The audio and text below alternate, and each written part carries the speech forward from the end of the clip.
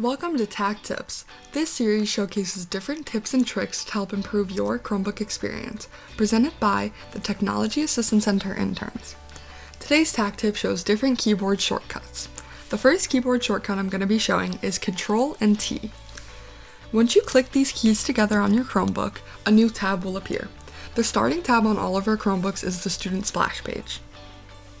The next keyboard shortcut is Control plus F. The combination of these keys will pop up this search bar. As you can see, the last thing I had typed into mine was lockboard. This tool can be used to see how many times on a web page the word is used.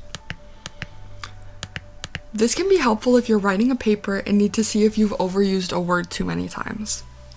The last keyboard shortcut for today is Control and P. This keyboard shortcut will bring up the printing page so you can save time and not have to go through File and Print. Thank you for watching. Keep your eyes out for more TAC tips from your TAC crew.